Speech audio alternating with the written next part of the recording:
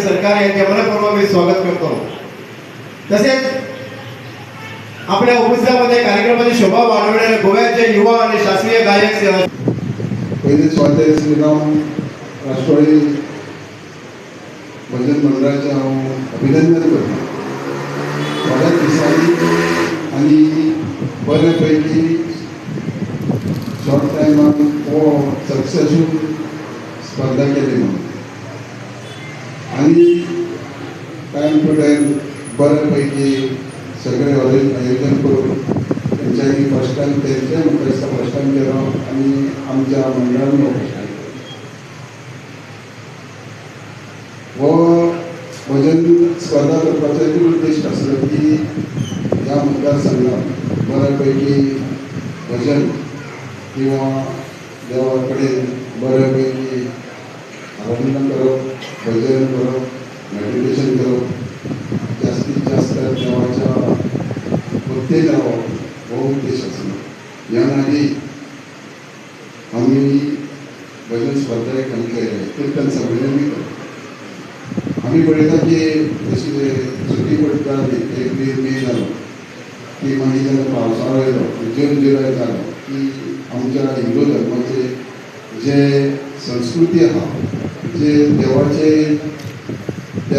भक्तीन वचप ही जेन्ना आषाढी एकादशी सुरू जाता आनी सुरू जाता आसतना सदांच पंढरपूरच्या वारकऱ्यांची सुरू जाता ती जाता उपरांत श्रावण येता श्रावणाची चतुर्थी मागीर आमचे नवरात्र येता आनी मागीर प्रत्येक गांवांनी सण आसता। आयज आमी पळयता की जास्तीत जास्त लोक देवाच्या भक्तींत भजनांत कीर्तनांत वळत आसा पूण जास्तीत जास्त वळप कितें आनी आयज आमी आमचे दोन प्रमुख पावणे आनी गेस्ट पावणे हाडपाचें कारण इतकेंच की एक तेंचें आमी लक्षात घेवप। आमचे डॉक्टर प्रदीप म्हूण म्हाका दिसता आमी देवळान प्रोग्राम केला तेणी आनी सचिन गेल्या 15 वर्सां पयलीं आमचे कडेन खूब हांगा आमच्या गांवच्या भुरग्यां बरोबर वावुरता। सांगपाचो हेतू इतलोच की म्हाका जाय आसलें की आमी राजकारणी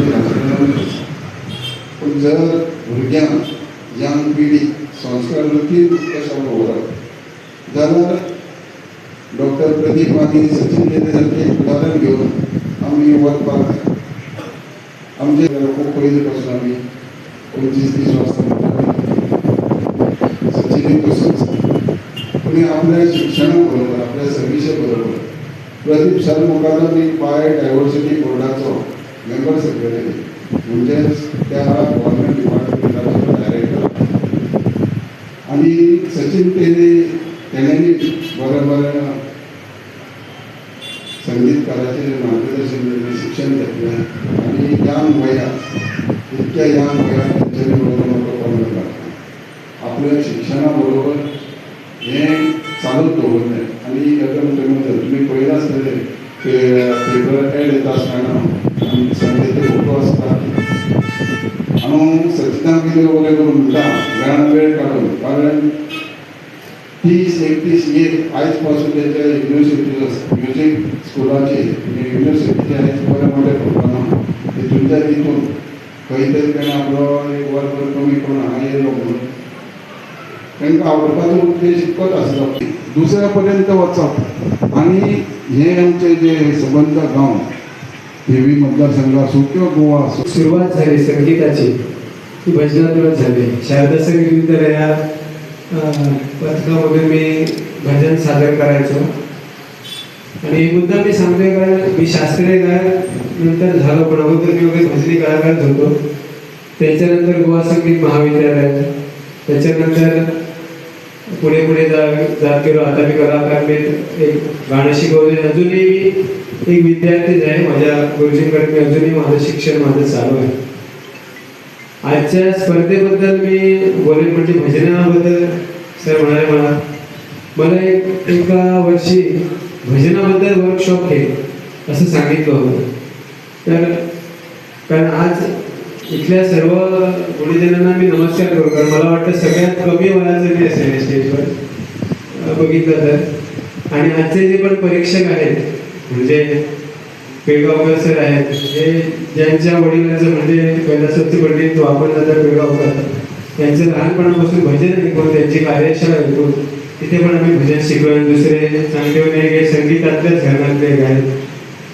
आणि त्याच्यामुळे भजन म्हणजे मी तेव्हा वर्कशॉप घेतला ना 15-20 मिनिटच घेतलं, पण मनोहर शिरगावकरांचे क्लिप्स आहेत थोडे अभंग जे यूट्यूबवर अवेलेबल आहेत. त्यांचं अस्थायीचं अभंग असेल, गवळण आहे, हे तुम्ही मुद्दामून ऐका. कारण त्याच्यावर ते 4-5 जे ट्रॅक आहेत ते जर तुम्ही नीटपणे ऐकले तर मला वाटतं म्हणजे भजन कार्यशाळा झाल्याच पाहिजेत. पण त्याच्यातून खूप काही शिकण्यासारखं आहे. पण त्याच्यातून आपल्याला पारंपरिकता भजनाची काय हे कळतं. दुसरी गोष्ट अजून एक मला प्रकर्षाने सांगावं असं वाटतं की आपण सादरीकरणामध्ये जेव्हा आम्ही पण सादरीकरण करायचो तेव्हा इलेक्ट्रॉनिक किंवा तानपुरे वगैरे म्हणजे घेत नव्हते. असं होतं की इलेक्ट्रॉनिक काही देणं नाही. मला वाटतं आमच्याबरोबर तेव्हा प्रल्हाद गावचे जे आहेत ते पण होते, तेव्हा आपण सादरीकरणामध्ये सहभागी व्हायचो. तेव्हा आम्ही काय करायचो की इलेक्ट्रॉनिक तानपुरा घेऊन त्याला बॅटरी लावायचो, म्हणजे वायर ते द्यायचे नाही आपण. पण तानपुरावरती आपण रियाज करायला पाहिजे, कारण त्याच्यामुळे आपले सूर पक्के होतात. पण ते घेताना एक खबरदारी घ्यायला पाहिजे की तानपुराने जर हार्मोनियम असतील तर तानपुरा आणि हार्मोनियम हे दोन्ही ट्युनिंग करायचे असतात. कधी कधी काय होतं की आपण फक्त तानपुरा लावतो आणि हार्मोनियमचे सूर वेगळे असल्यामुळे सादरीकरणावर त्याचा परिणाम खूप होतो. पखवाज कधी कधी बेसूर होऊ शकतो, पण ते ट्युनिंग जे असतं त्याच्यासाठी आपल्याला शास्त्रीय संगीत शिकावंच लागतं. भजन पण सोपं नाही आहे. सगळं विचार केला तर आपल्याला खूपशा गोष्टी साध्य होऊ शकतात. आणि असे उपक्रम म्हणजे भक्ती मार्गातून जर आपण पुढे गेलो, जर आता काही जसं म्हटलं की फुगडी असतील, घुमट आरती असतील, कीर्तन असेल, भजन असेल, त्याच्यामुळे चांगले संस्कार आपल्यामध्ये येऊन आपण चांगलं माणूस व्हावं असं जरी मनाशी थांबून घेतलं तरी आपल्या हातून वाईट काही होणार नाही याची आपण खबरदारी घेऊ शकतो. कारण चांगलं नागरिक व्हावं हे खूप काळाची गरज आहे आताच्या ह्याच्यात. त्याच्यामुळे असे वारंवार कार्यक्रम, पहिली स्पर्धा जर असेल तर वर्षानुवर्षी ही स्पर्धा इथे मोठ्या प्रमाणात व्हावी अशी मी सरांना विनंती करतो की दरवर्षी तुम्ही मोठ्या प्रमाणात आणि तालुका किंवा मतदारसंघात मर्यादित घेतल्यामुळे काय होतं, फायदा असतो की वेगवेगळ्या जशा वर्ड वाईज किंवा वेगवेगळे कलाकार तयार होतात. म्हणजे कसं जर आपण मर्यादा घातली तर त्या कलाकाराला एक कोणतरी नवीन शिकायला सुरुवात करतो. त्याच्यामुळे 2 पखवाज होतात, 2 गायक, 2 संवादी हे वेगवेगळे होऊ शकतात. रसिक प्रेक्षक आणि श्री प्रभू रामचंद्रांच्या समोर आपल्याला इथे भजन करायला मिळावं याच्यासारखं भाग्य नाही. कारण आज तुम्ही बघितलं तर महाविष्णूचा 7वा अवतार प्रभू श्रीराम आणि त्यानंतर 8वा अवतार म्हणजे श्रीकृष्ण. एक आदर्श प्रस्थापित केलेले श्री प्रभू रामचंद्र आणि जीवनातल्या सगळ्या प्रसंगांना कसं पुढे जावं हे सांगणारे प्रभू श्रीकृष्ण त्यांच्या समोर इथे सेवा. आणि स्टेज इतकी सुंदर आहे. आम्ही पण या स्टेजवर गायलो. इथे बसल्यानंतर तुम्हाला साक्षात प्रभू रामाचं दर्शन होतं. त्यामुळे आज ज्यांनी इथे भक्ती सेवा केली आणि ज्यांनी ऐकली ते सगळे भाग्यवान. कारण कशाला भजन कशाला असा एक प्रश्न येतो. तुम्ही जर विचार केला तर जे 9 भक्तीचे प्रकार भागवतात सांगितले, प्रल्हादात सांगितले 9 भक्तीचे प्रकार, त्याच्यातला पहिला भक्तीचा प्रकार म्हणजे श्रवण. खूप जण म्हटलेले की आमचं भजन गावा गेलं, आम्ही भजन गाणं असताना आमचं कशी भक्ती, असे काय ना. श्रवण भक्ती ही पहिली भक्ती. त्यानंतर भक्ती, कीर्तन, भजन सगळे आले. तिसरी भक्ती अत्यंत महत्वाची म्हणजे स्मरण, देवाचं स्मरण. आणि भजनात हे सगळे 9 प्रकार आहेत. कसे प्रकार आहेत? स्मरण पण आहे. त्यानंतर पादसेवन म्हणजे देवाच्या चरणीची सेवा. तुम्ही सगळे जे अभंग म्हणतात त्याच्यामध्ये तेच असतं. त्यानंतर वंदन, त्यानंतर अर्चन म्हणजे पूजा. आता पूजा कशी करता भजनातून? तुम्ही तुमच्या सुरांनी पूजा करता. आणि मी तुम्हाला सांगतो, मनापासून जर तुम्ही गायलात, वेडा वाकुडा गायला परी तुझा जे म्हणविना, असं आमचे तुकाराम महाराज भजनात सांगतात. त्यामुळे तुम्ही किती भक्तिभावाने करता हे महत्त्वाचं असतं. स्पर्धेत बक्षीस कोणाला मिळणार ते मिळणार, पण तुम्ही आज इथे भक्ती तुम्हाला प्रस्तुत केली, लोकांनी तुमचं गाणं ऐकलं, तुमचं भजन ऐकलं आणि तुम्ही संतांचं वचन सांगितलं. लक्षात ठेवा, ज्या संतांनी म्हणजे आता कॉन्स्टिट्यूशन ऑफ इंडिया आता आलं, पण त्यावेळी 12व्या शतकात 13व्या शतकात संतांनी सांगितलं, काय सांगितलं की कलियुगी उद्धार हरीच्या नामे सकळासी येथे आहे अधिकार. तुकाराम महाराज, सकळासी येथे आहे अधिकार. तुम्ही कोणीही असलात, उच्च नीच काही लेणे भगवंता तिष्ठे भक्तिभाव देखून या. तुमची भक्ती बघून जो तुमच्यावर येतो, जो कृपा करतो, अशा परमेश्वराची सेवा आपण भक्तीतून करतो. त्यामुळे तुम्ही जेव्हा भक्ती गाता अभंग, सगळ्यात महत्वाचं भजनी स्पर्धात काय केलं पाहिजे. आम्ही गोव्यात पहिलं पारितोषिक घेत होतो, पांढरी चारचं भजन आम्ही करत होतो. त्यावेळी पांढरी चारचं भजन आणि त्यात गवळण मी गात होतो, माझी काळी पाचात गवळण बसायची. आणि सगळ्यात इंटरेस्टिंग काय की प्रत्येक स्पर्धा झाल्या तर आम्हाला वाटायचं आम्हालाच पहिलं बक्षीस मिळालं पाहिजे. आणि एकदा जर नाही मिळालं तर आमचे सगळे कलाकार पिसाळून जायचे. तेव्हा आम्ही विचार करायचो काहीतरी कमी पडलं, कारण त्या दिवशी तो ती वेळ कोणाची असते, जो रंगदेवता कोणावर प्रसन्न असते.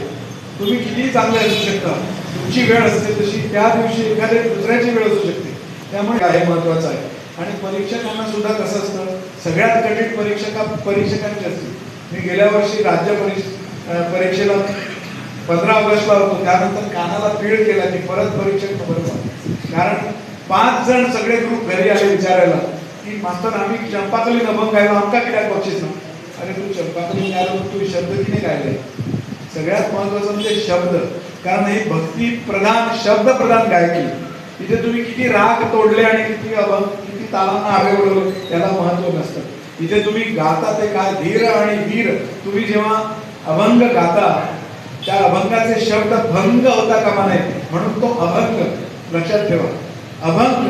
आणि आज इथे तुम्ही बसलात तिथे काय केले ते बघा, श्री रामचंद्र कृपालो भजमन हा जो अभंग लिहिला आहे त्याच्यामध्ये तुलसीदास शेवटी काय म्हणतात, शेवटी ते म्हणतात की मम हृदय कुंज निवास करू. प्रभू रामचंद्रांना सांगतात की तुम्ही माझ्या हृदयात बसा.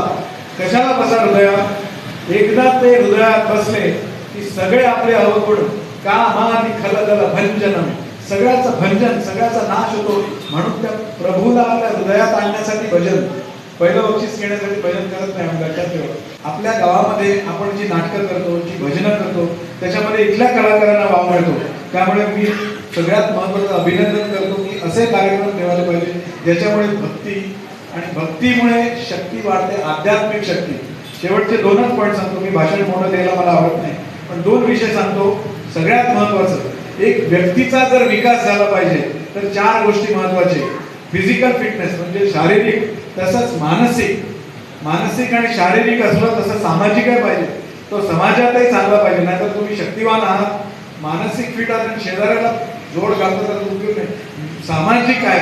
आणि सगळ्यात महत्त्वाचं म्हणजे स्पिरिच्युअल फिटनेस, म्हणजे आध्यात्मिक व्यक्तिमत्व तुमचं कसं चांगलं होऊ शकेल त्याचा सगळ्यात उत्तम आणि सोपा उपाय भजन करा. एक भजन केल्यावर तुम्हाला 9 प्रकारची भक्ती तुम्हाला मिळते. ऐकणाराही पवित्र होतो, पावन होतो, गाणाराही होतो, आणि परमेश्वर तर भक्तीचा भुकेला असतो. लक्षात ठेवा. त्यामुळे भक्तीची ही स्पर्धा कधीच होऊ शकत नाही. आज ज्यांनी चांगलं गायलं त्याला परीक्षक बक्षीस देतील, पण ज्याला बक्षीस मिळालं नाही त्याची भक्ती मात्र रामाच्या पायाकडे पोहोचली. एवढंच मी सांगतो. अखंड फुलत राहो. आपल्या सर्वांचे मनपूर्वक धन्यवाद. जय श्रीराम.